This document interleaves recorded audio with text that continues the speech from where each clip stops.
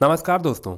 इस वीडियो में मैं आपको बताऊंगा कि यूपीएससी के परीक्षा के लिए आपको कौन कौन सी पुस्तक पढ़नी चाहिए।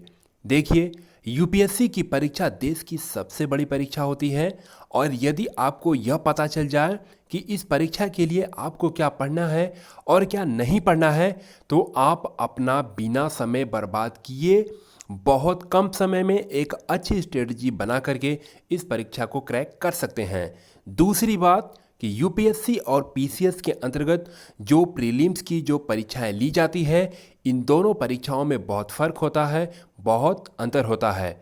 और वह फ़र्क यह होता है कि यूपीएससी के अंतर्गत जो प्रीलिम्स की परीक्षा ली जाती है, उसमें ज़्यादातर आपको कॉन्सेप्ट पे ध्यान देना होता है, आपसे कॉन्सेप्चुअल क्वेश्चन पूछे जाते हैं। वहीं पीसीएस के अंतर्गत जो परीक्षा ली जाती है, वहाँ पे आपको ज़्यादा से ज़्यादा फैक्ट पे ध्यान देना होता है और आपसे फैक्चुअल क्वेश्चन पूछे जाते हैं। इसलिए आप आगे जिस भी परीक्षा की तैयारी करना चाहते हैं, आप इन दोनों बातों को ध्यान रखिएगा। इस वीडियो में मैं आपको यूपीएससी प्रीलिम्स के लिए कौन कौन सी पुस्तक पढ़नी है, उन्हीं को इस वीडियो में मैं बताऊंगा। तो चलिए शुरू करते हैं। देखते हैं, पहला जो विषय है वो है हिस्ट्री का, और इसमें आपको एंशियंट, मिडवल, मॉडर्न और आर्ट एंड कल्चर की पुस्तक को मैं बताऊंगा। हिस्ट्री के लिए जो पहली पुस्तक है वह है भारत का प्राचीन इतिहास, और वही पुस्तक इंग्लिश में है इंडियाज़ एंशियंट पास्ट। यहाँ पे एक बात ध्यान दीजिएगा आप लोग, मैं जो भी बुक बताऊंगा वह हिंदी और इंग्लिश दोनों में है। अगर आपका मीडियम हिंदी है तो आप हिंदी वाली पुस्तक पढ़ें, और यदि आपका मीडियम इंग्लिश है तो आप इंग्लिश वाली पुस्तक पढ़ें। आगे देखते हैं, मिडवल के लिए सतीश चंद्र की मध्यकालीन भारत, यही पुस्तक इंग्लिश में हिस्ट्री ऑफ मिडवल इंडिया। और तीसरी पुस्तक है बिपिन चंद्र की आधुनिक भारत का इतिहास, और यह पुस्तक इंग्लिश में है हिस्ट्री ऑफ मॉडर्न इंडिया। इसके साथ ही आपको आर्ट एंड कल्चर के लिए नितिन सिंघानिया की पुस्तक पढ़नी है, और यह पुस्तक इंग्लिश में भी है इंडियन आर्ट एंड कल्चर। इसके साथ ही आपको स्पेक्ट्रम की आधुनिक भारत का इतिहास पढ़ना है, यह भी पुस्तक हिंदी और इंग्लिश दोनों में उपलब्ध है। दूसरा जो विषय है वह इंडियन पॉलिटी है, और इसके लिए एम लक्ष्मीकांत से बेहतर कोई पुस्तक नहीं है। यह एक ऐसी पुस्तक है जो आपकी यूपीएससी की तैयारी की पूरी नज़रिया बदल सकती है, और यह पुस्तक ज़्यादातर इसकी सिफारिश आईएएस टॉपर करते हैं। यह हिंदी और इंग्लिश दोनों में मौजूद है। तीसरा जो विषय है वह इकोनॉमिक्स है, और इकोनॉमिक्स के लिए आप मृणाल पटेल सर की आप वीडियो देखिए। इसके साथ ही आप इंडिया ईयर बुक पढ़िए, यह भी बुक आपको हिंदी और इंग्लिश दोनों में उपलब्ध है। इस पुस्तक में आपको देश का पूरा करंट अफेयर आसानी से पता लग जाता है, और यह एक आधिकारिक संकलन है।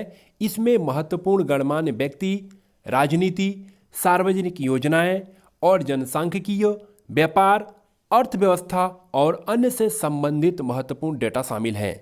इसके साथ ही आपको इकोनॉमिक सर्वे ऑफ इंडिया पढ़ना है, यह भी आपको हिंदी और इंग्लिश दोनों में काफ़ी आसानी से उपलब्ध हो जाएगी।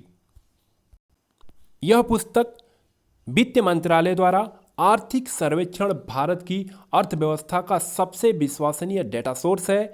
यह किताब सरकार की नीति और प्रदर्शन के बारे में पूरी जानकारी देती है। इसके बाद जो अगला विषय है वह है भूगोल, और भूगोल के लिए आप गोह चेंग लियोंग की certificate physical and human geography पढ़ें, और यदि आपका मीडियम हिंदी है तो आप इसका हिंदी अनुवाद पढ़ें। इसके साथ ही आप एनसीईआरटी पढ़ें 6वीं से 12वीं तक।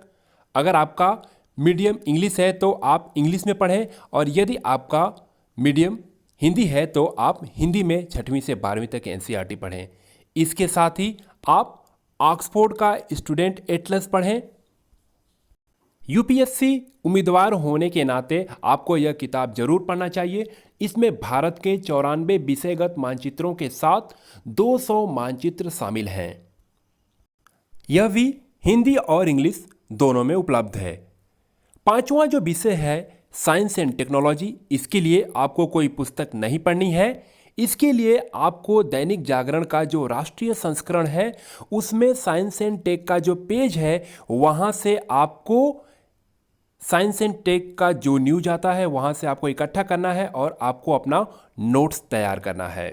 इसके बाद आपको इसरो की वेबसाइट पे जा कर के आपको जो यूपीएससी के एग्ज़ाम के पॉइंट ऑफ व्यू से जो भी इम्पॉर्टेंट पॉइंट आपको मिलता है वो आप उसका एक आप नोट्स बनाइए और डेली आप अपने नोट्स को अपडेट करिए इन दोनों जगहों से। इसके बाद जो छठवां विषय आपको पढ़ना है वो है पर्यावरण एवं परिस्थितिकी, और इसके लिए भी आपको कोई बुक नहीं पढ़ना है। इसके लिए आप न्यूज़पेपर के जरिए क्लाइमेट चेंज पर जो रिसेंट इवेंट है उसे पढ़िए और इसके लिए भी आप अपना एक अच्छा सा नोट्स बनाइए। और अंत में आप करेंट अफेयर है, करेंट अफेयर के लिए सबसे अच्छा सोर्स है द हिंदू न्यूज़पेपर और दूसरा है पीआईबी, प्रेस इंफॉर्मेशन ब्यूरो। यह भारत सरकार के एक पीआईबी भारत सरकार की एक वेबसाइट है जहां से आप करंट के उन महत्वपूर्ण बिंदुओं को इकट्ठा करके अपना एक अच्छा सा नोट्स तैयार कर सकते हैं। यहाँ पे आपको एक बात ध्यान देना होगा, यदि आप किसी कार्य हेतु बाहर जा रहे हैं, अपनी पढ़ाई से 1 से 2 दिन दूर हो रहे हैं, तो यदि आप अपना विषय नहीं पढ़ते हैं तो कोई बात नहीं, लेकिन आपको अपने आप को करेंट अफेयर से हमेशा अपडेट करना होगा। इस तरह आप इन किताबों को पढ़ के काफ़ी अच्छे तरीके से प्रीलिम्स की तैयारी कर सकते हैं। इस वीडियो में बस इतना ही। अपनी अगली वीडियो में मैं आपको यह बताऊंगा कि मेंस के लिए आपको कौन कौन से पुस्तक पढ़ने चाहिए। तब तक के लिए धन्यवाद। जय हिंद।